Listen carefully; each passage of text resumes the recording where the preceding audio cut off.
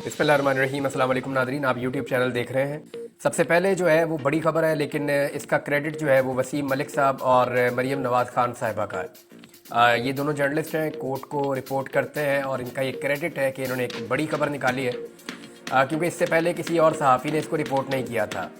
देखें, कादी फ़ायज़ ईसा साहब ने, पहले खबर सुन लें। इन्होंने ये बताया कि वो जो 6 जजेज़ हैं इस्लामाबाद हाई कोर्ट के, उन 6 जजेस को भी मुलाकात के लिए बुलवाया गया और उन्होंने मुलाकात की है जस्टिस याया अफरीदी से, जब वो चीफ जस्टिस ऑफ पाकिस्तान बने हैं।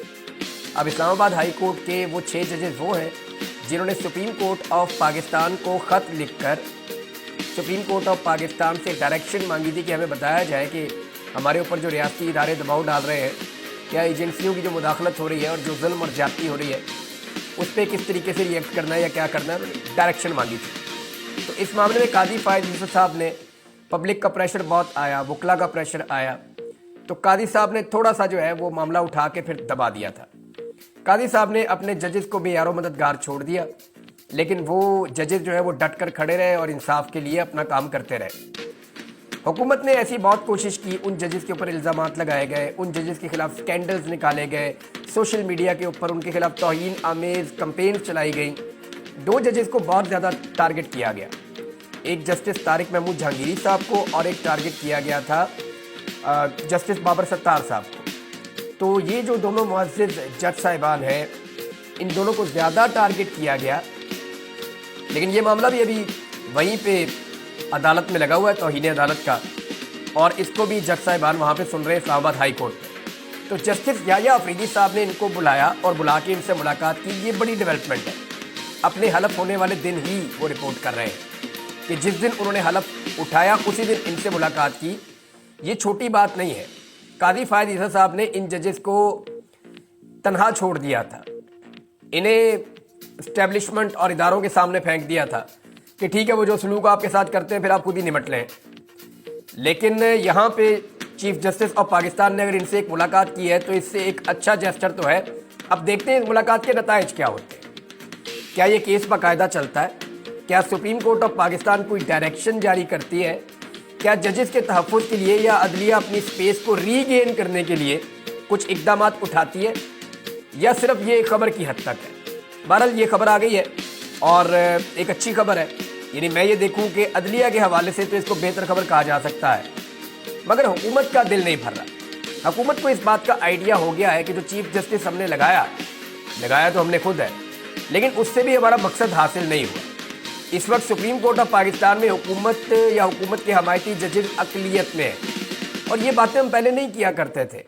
पहले पता होता था कि जजेस इंसाफ के साथ जाएंगे, लेकिन कादी फ़ायज़ ईसा साहब ने इतनी गंदी डिवीज़न पैदा की सुप्रीम कोर्ट ऑफ पाकिस्तान में, उन्होंने इंसाफ पसंद जजों को अलग करके हुकूमत का पूरा एक कैंप कायम कर दिया। नून लीग अक्सर ये करती है, जुडिशरी को कंट्रोल करना इनकी पुरानी ख्वाहिश है।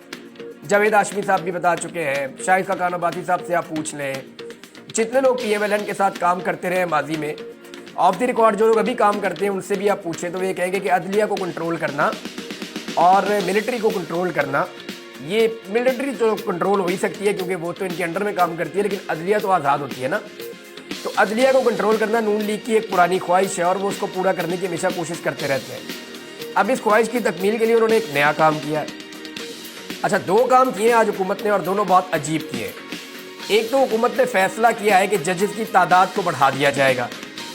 जजेस की तादाद को बढ़ाने के लिए जो कायमा कमेटी है सेनेट की, उसके अंदर बिल पेश किया गया और वहाँ पे जो बिल मंजूर किया गया है उसके मुताबिक अब जजेस की तादाद को बढ़ा के, पहले बताया जा रहा था कि 17 से 23 किया जाएगा, अब पता चल रहा है कि 17 से 25 कर दिया जाएगा। यानी 8 नए जजेस सुप्रीम कोर्ट ऑफ पाकिस्तान में मजीद इंडक्ट किए जाएंगे, तो इस तरह ये 25 हो जाएंगे। हुकूमत 6 से 8 पे क्यों आई, इसके पीछे भी एक कहानी है।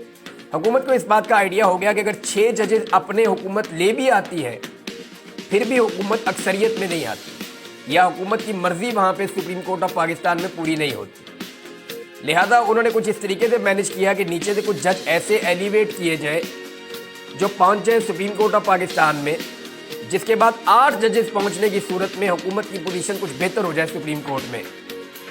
लेकिन अब इतने सारे जज ऐसे लाएंगे कहाँ से? اور اگر یہ پروسیجر چلتا ہے تو قانون کے مطابق بھی یہ کام ہوتا رہے تو اس کو 1-2 سال لگ جائیں گے. تو کیا حکومت کے پاس اتنا وقت ہے؟ ممکن ہے کہ یہ حکومت اس بل کو پاس کرے اور یہ فیصلہ کر دے کہ سپریم کورٹ آف پاکستان میں اب ججز کی تعداد 17 نہیں 25 ہو جائے گی. فرض کریں حکومت یہ فیصلہ کر دیتی ہے اور یہ ججز اپوائنٹ کرتی ہے آنے والی حکومت, یعنی یہ حکومت چلی جاتی ہے اور آنے والی حکومت کو یہ موقع ملتا ہے اور وہ لا کر مزید نیوٹرل ججز کو اپوائنٹ کر دیتی ہے, تو پھر سپریم کورٹ آف پاکستان لمبے عرصے تک کے لیے اسٹیبلشمنٹ اور موجودہ پی ڈی ایم حکومت کے ہاتھ سے نکل جائے گی.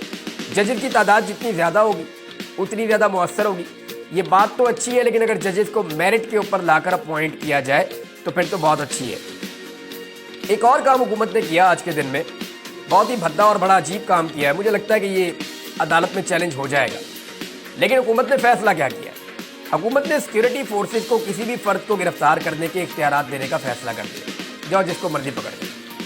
یہ 25 کروڑ کا ملک ہے. سیکورٹی فورسز کا دل کرے زید بکر الف بے پے A B C D X Y Z, جس کو دل کرے سیکورٹی فورسز کے لوگ جائیں اور جا کے گردن سے گریبان سے پکڑ کے اور اس کو لے جا کے بند کر دیں. یہ اختیار دے دیا ہے حکومت نے سیکورٹی فورسز کو. تفصیلات کے مطابق سیکورٹی تھریٹ سے نمٹنے کے لیے وفاقی حکومت کا اہم فیصلہ سامنے آیا. حکومت نے سیکورٹی فورسز کو کسی بھی فرد کو گرفتار کرنے کا اختیار دے دیا. نمبر 1 تو یہ ہو گیا. نمبر 2, ایک اور کام بھی کیا حکومت نے. نہ صرف یہ اختیار دے دیا بلکہ وہ یہ کہہ رہے ہیں کہ معلومات اور وجوہات کی بنا پر, جو صرف ان کو پتہ ہونی چاہیے سیکورٹی فورسز کو, کہیں ثابت کرنے کی ضرورت نہیں ہے ان کو, وہ کہیں جواب دہ نہیں ہوں گے. وہ پہلے کون سا جواب دیتے؟ ادھر پاکستان کے اندر بندہ غائب کر دیا جاتا ہے, انتظار پنجوتا صاحب, آج بھی ان کا کیس لگا ہوا تھا اسلام آباد ہائی کورٹ میں, اور وہاں پہ اٹارنی جنرل آئے اور انہوں نے کہا جی 24 گھنٹے کے اندر انتظار پنجوتا صاحب واپس آ جائیں گے. آپ اندازہ کیجئے کہ انتظار پنجوتا 24 گھنٹے میں واپس آ جائیں گے, یہ اٹارنی جنرل آف پاکستان کو کیسے پتا ہے؟ دیکھیں اٹارنی جنرل آف پاکستان جو ہے, میں ان کو پہلے سے بھی جانتا ہوں اور یہ بہتر آدمی میں ان کو بہت سمجھتا تھا, لیکن انہوں نے اپنے آپ کو بہت زیادہ کمپرومائز کر دیا. یا پتہ نہیں کیا مجبوری ہے کہ وہ اس لیول تک آ گئے ہیں. یعنی یہ بڑا معیوب ہے اور بڑی عجیب چیز ہے جو انہوں نے آج وہاں پہ اسلام آباد ہائی کورٹ میں کہی کہ جی جو بندہ لاپتہ ہے جبری طور پہ, جس کو اغوا کیا گیا ہے, وہ بندہ 24 گھنٹے میں واپس آ جائے گا. اس کا مطلب ہے آپ جانتے ہیں کس نے اغوا کیا اور وہ کہاں موجود ہے. اور عدالتیں بھی دیکھیں ہماری, جب بندہ واپس آ جاتا ہے تو اس کے بعد پوچھتا ہی کوئی نہیں ہے. حالانکہ کام تو تب شروع ہونا چاہیے کہ جب بندہ واپس آ جائے تو اس کو عدالت میں کھڑا کر کے پوچھے کہ ہاں بھی بتاؤ تمہیں کون لے گیا تھا, آؤ اس کی انکوائری کرتے ہیں, ہم دیکھتے ہیں, تم بتاؤ تم کن حالات میں تمہیں رکھا گیا, کس کس جگہ پہ جو ہے وہ تمہیں رکھا گیا, کس طرح کا تم پر ٹارچر ہوا, تم سے ڈیمانڈز کیا کی گئی اور تم سے ویڈیوز کس طرح کی بنوائی گئی. یہ ساری چیزیں بعد میں عدالت کو پوچھنی چاہیے. لیکن جیسے ہی بندہ واپس آتا ہے عدالت کہتی ہے جی شکر کرو اللہ کا, جاؤ نوافل پڑھو, بات ختم. یہ انصاف تو نہ ہوا نا. ایک آدمی کو جو ہے وہ پچھلے 3 ہفتے سے زیادہ ہو گئے, 3.5 ہفتے ہو گئے, انتظار پنجوتا صاحب غائب ہے. اب ان کے معاملے میں جب کل وہ بازیاب ہو جائیں گے, فرض کریں کل وہ ہو جاتے ہیں اٹارنی جنرل کے مطابق, اور اسلام آباد high court case dispose of کر دے گی, کوئی بلا کر انتظار پنجوتا سے نہیں پوچھے گا بھائی آپ کہاں تھے, آپ کے ساتھ کیا ظلم ہوا, آپ کو کس جگہ پہ رکھا, کون سا ادارہ یا ایجنسی آپ کو اٹھا کر لے کر گئی تھی, آپ سے ڈیمانڈز کیا کی جا رہی تھی, آپ کی قید کس نوعیت کی تھی. یہ باتیں کوئی نہیں پوچھے گا. تو پھر انصاف کیسے ہوگا؟ جب تک آپ یہ باتیں نہیں پوچھیں گے تب تک اگلا بندہ اغوا ہوتا رہے گا. بلکہ اب تو اغوا کرنے کی بدنامی بہت ہو رہی ہے, نیا کام ڈھونڈ لیا کہ 3 مہینے تک اس بندے کو جیسے مرضی جہاں مرضی رکھیں. یعنی نظام کو یہ چھوٹ دے دی گئی ہے اس حکومت کی جانب سے کہ سیکورٹی فورسز جس کو مرضی اٹھائیں. مثال کے طور پہ ایک بندہ پسند نہیں ہے, کوئی وکیل رہنما ہے یا کوئی اور ہے جو بات کر رہا ہے نہیں پسند, اٹھاؤ, اٹھا کر جیل میں ڈال دو. میں یہ ویلاگز کرتا ہوں, میں خبریں دیتا ہوں یا اس کے اوپر تجزیہ کرتا ہوں. میں نہیں پسند, مجھے اٹھائیں, اٹھا کے بند کر دیں سیکورٹی فورسز. وہ کہیں جی ہمارے پاس اس کے خلاف ثبوت ہے. اب 3 مہینے تک تو کوئی پوچھ نہیں سکتا. 3 مہینے میں میرے پہ دباؤ ڈالا جائے گا, ٹارچر کیا جائے گا, ظلم کیا جائے گا, میری فیملی کو ہراساں کیا جائے گا, کوشش کی جائے گی کہ اس آدمی کو توڑ دیا جائے اور یہ آدمی سرنڈر کر دے سسٹم کے سامنے, اور 3 مہینے کافی ہوتے ہیں.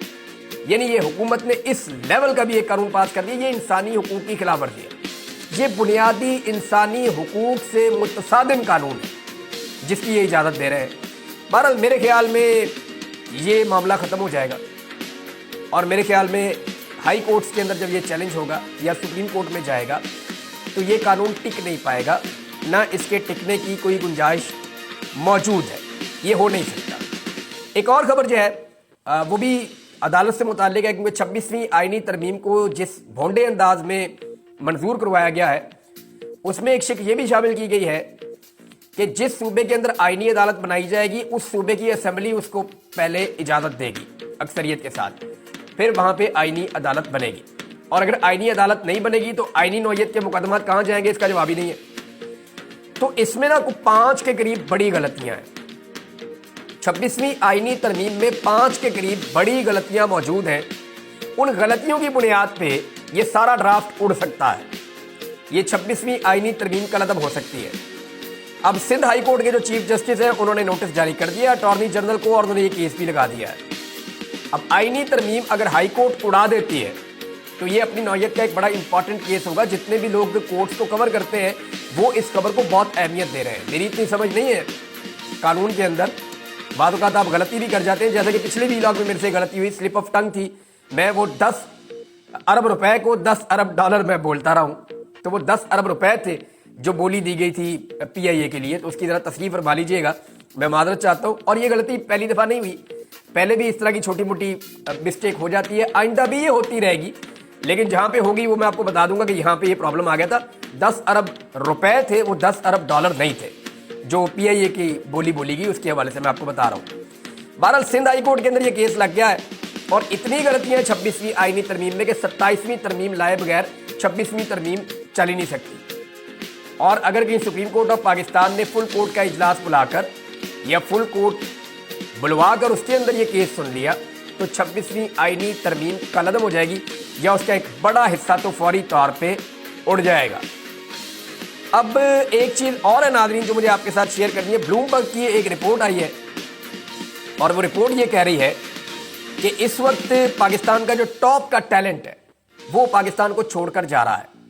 اور نہ صرف پاکستان کا ٹاپ کا ٹیلنٹ پاکستان کو چھوڑ کر جا رہا ہے بلکہ پاکستان کی تاریخ میں اتنی تیزی سے کبھی چھوڑ کر نہیں گیا جتنی تیزی سے اب ٹیلنٹڈ لوگ پاکستان کو چھوڑ کر جا رہے ہیں. ڈاکٹرز پاکستان سے باہر جانا چاہ رہے ہیں, انجینئرز پاکستان سے باہر جا رہے ہیں, جتنے بھی ماہرین ہیں وہ پاکستان سے باہر جا رہے ہیں, آئی ٹی ایکسپرٹس ہیں پاکستان سے باہر جا رہے ہیں, فنکار پاکستان کو چھوڑ کر جانا چاہتے ہیں. یعنی ہر وہ شخص جس کے اندر ٹیلنٹ موجود ہے اور جو اس ملک کو چھوڑنے کی صلاحیت رکھتا ہے وہ فوری طور پہ اس ملک کو چھوڑنا چاہ رہا ہے. اس کی وجہ کیا ہے؟ ملک کے اندر ایک بے یقینی کی صورتحال ہے. لوگوں کو ریاست کے اوپر اعتماد ختم ہو گیا ہے. لوگوں کو لگتا ہے کہ ریاست ہمارے ساتھ زیادتی کر رہی ہے, ہم ووٹ ڈالتے ہیں زید کو, ریاست لا کے بٹھا دیتی ہے بکر کو. یعنی ہم نے یہاں پہ ووٹ ڈالا, ریاست نے یہاں پہ گن لیا. تو ریاست کی زیادتی کے بعد جو ہے وہ کانفیڈنس لوگوں کا لوز ہوا ہے. اور یہ جس طرح سے 26ویں آئینی ترمیم پاس کروائی گئی, فائدہ تو اس کا کچھ ہوا نہیں. ہو سکتا ہے یہ آئینی ترمیم اڑ جائے, ہائی کورٹ سے نہیں اڑے گی تو سپریم کورٹ سے اڑ جائے گی, اور اگر رہے گی بھی تو اس کا فائدہ کوئی نہیں ہے. اس میں اتنی ساری غلطیاں ہیں, لکوناز ہیں. اب یہ جو آئینی ترمیم ہے اس کے جس طرح سے اس کو پاس کروایا گیا ہے, جو اس کے آپٹکس بنے ہیں, جو لوگوں تک چیزیں گئی ہیں کہ بھئی ایم این ایز محفوظ نہیں ہیں جنہیں ہم بہت طاقتور سمجھتے ہیں, سینیٹرز محفوظ نہیں ہیں جو ٹوٹل پاکستان میں 97 ہیں اور بڑے تگڑے لوگ ہوتے ہیں. بھئی جس ملک میں یہ لوگ محفوظ نہیں ہیں, ہماری کیا اوقات ہے, نکلو یہاں سے. تو لوگ پاکستان چھوڑ چھوڑ کر جا رہے ہیں اور یہ پاکستان کی تاریخ میں سب سے زیادہ لوگ اب پاکستان کو چھوڑ کر جا رہے ہیں. اس سے پہلے کبھی پاکستانی ایسے پاکستان کو چھوڑ کر نہیں گئے. ایک خبر جو ہے وہ زلفی بخاری صاحب نے دی ہے اور یہ بڑی امپورٹنٹ خبر ہے اور یہ فیوچر میں آئے گی خبر, لیکن انہوں نے اس کا ہنٹ دیا ہے. انہوں نے یہ کہا کہ آکسفورڈ یونیورسٹی کا جو الیکشن تھا چانسلر کا, اس میں عمران خان صاحب حصہ نہیں لے سکے کیونکہ ان کی نامینیشن پیپر جو ہے وہ ایکسیپٹ نہیں کیے گئے تھے. انہیں موقع نہیں دیا گیا کہ وہ بطور ایک امیدوار کے وہاں پہ الیکشن لڑ سکیں. اس میں زلفی بخاری کا کہنا ہے کہ برطانوی اخبارات نے کچھ تحقیقات کی ہیں اور کچھ ایسے حقائق سامنے آئے ہیں کہ پوری ایک سازش کھلے گی اور پتہ چلے گا اس سارے کھیل کے پیچھے کون تھا اور کس طریقے سے دباؤ ڈال کر اور سازش کے تحت, ایک منصوبہ بندی کے تحت عمران خان صاحب کو آکسفورڈ کے الیکشن سے باہر کیا گیا ہے. تو اگر یہ خبر آتی ہے تو یہ ایک بہت بڑی خبر ہوگی ناظرین.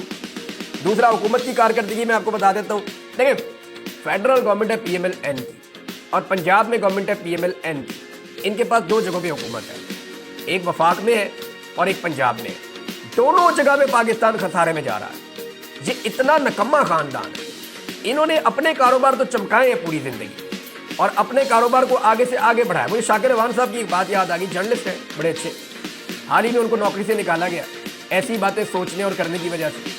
उन्होंने कहा जी आज तक नवाज शरीफ के नाम पे या शहबाज शरीफ के नाम पे इनके खानदान ने कोई फैक्ट्री या कंपनी नहीं बनाई।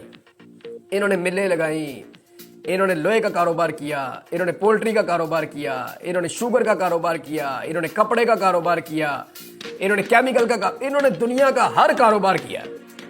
लेकिन किसी कारोबार के अंदर शहबाज शरीफ या नवाज शरीफ का नाम नहीं इस्तेमाल किया इन्होंने और इनका कारोबार चमकता भी रहा।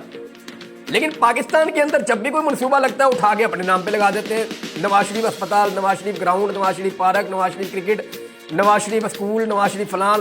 मुझे आप अंदाजा करें कि खवातीन के अस्पतालों के बाहर भी जो है वो नवाज शरीफ और लैट्रीनों के ऊपर उन्होंने अपनी तस्वीरें लगाई हैं। इस नौयत के ये लोग अपने कारोबार में अपना नाम इस्तेमाल नहीं करते, शायद हमें लगता होगा कि हमारी मनूसत पड़ जाएगी, लेकिन इस मुल्क के हर काम के अंदर जहाँ सरकारी सरमाया लगता है वहाँ ये अपना नाम इस्तेमाल करते हैं। अभी हाल ही में वो नवाज शरीफ को कैंसर अस्पताल भी मरियम ने कहा हम बनाएंगे। बहरहाल नाम अपना इस्तेमाल करते हैं, पैसा जो है वो हमारा खर्च करते हैं। इनका बस चले तो ये पाकिस्तान के नोट के ऊपर अपनी तस्वीर छाप दे नवाज शरीफ साहब की, कि छाप दे और नोट दे होते भी मियाँ साहब की फोटो। जब मियाँ साहब कुछ भी नहीं थे ना तो शहबाज शरीफ साहब पंजाब में आटा बांटते थे, तो उस आटे की थैली के ऊपर भी नवाज शरीफ की फोटो चिपकाई हुई थी। तो मैंने पूछा जी सरकार का पैसा है, मैंने ये सवाल किया था कि सरकार का पैसा है हमारी जेब से गया हुआ है, मियाँ साहब का फोटो इसके ऊपर क्यों चिपका हुआ है? और ये मियाँ साहब का विजन है, तो ये विजन जो है ये कहानी तब से चल रही है, कोई नई कहानी नहीं है, मैं आपको ये बता दूं। तो FBR में जो 4 माह के अंदर खसारा है, जो शॉर्टफॉल है, रेवेन्यू कलेक्शन करना है ना इन्होंने, IMF की डील मुकम्मल करनी है, तो IMF ने जो इनको टारगेट दिया हुआ है या इन्होंने खुद जो टारगेट सेट किया हुआ है, अभी ये उससे 188 अरब 80 करोड़ का शॉर्टफॉल का सामना कर रहे हैं। ये पहले 4 महीनों की कहानी है। 188 अरब और 80 करोड़ का शॉर्टफॉल ये उसका सामना कर रहे हैं। पाकिस्तान के 3 सूबों ने सरप्लस दिखाया, यानी पाकिस्तान के 3 सूबे ऐसे हैं जो खसारे में नहीं गए, सिर्फ एक सूबा खसारे में गया और वो पंजाब है। खैबर पख्तूनख्वा जो उसकी कारकर्दगी आप देखें 103 अरब रुपए वो सरप्लस है। इसी तरह जो सिंध है वो 131 अरब, बलूचिस्तान 85 अरब का सरप्लस है और पंजाब जो है वो 160 अरब का खसारा शो कर रहा है पंजाब का बजट। अब आप अंदाजा कर लीजिए कि ये कितना नालायक नकम्मा खानदान है जिसको इस मुल्क में लाके इक़्तिदार में दोबारा बिठा दिया गया है। एक चीज़ मैं आपको और बता दूं, मुबारक ज़ेब साहब का भी इस्तकबाल हो गया उनके इलाके में, कुछ मुबैना तौर पे वीडियोस गर्दिश कर रही हैं। तफसीलात मज़ीद आएगी, मैं आपके साथ शेयर करूंगा, क्योंकि पाकिस्तान में इस्तकबाल का मौसम है, पाकिस्तान के बाहर भी इस्तकबाल का मौसम है और आजकल इस्तकबाल किया जा रहा है उन लोगों का जिन लोगों ने फस्ताई जबर और जुल्म का बाजार गर्म किया, जिन लोगों ने लाकानूनियत को इस मुल्क में फैलाया, उनका इस्तकबाल किया जा रहा है। जो जुल्म और जालिम के साथी हैं उनका भी आवाम की जानिब से इस्तकबाल किया जा रहा है। तो ये देखते हैं कि क्या है, नेक्स्ट वीलॉग में आपके साथ शेयर करूंगा। अब तक के लिए इतना ही, अपना ख्याल रखिएगा, अपने इस चैनल का भी। अल्लाह हाफिज़।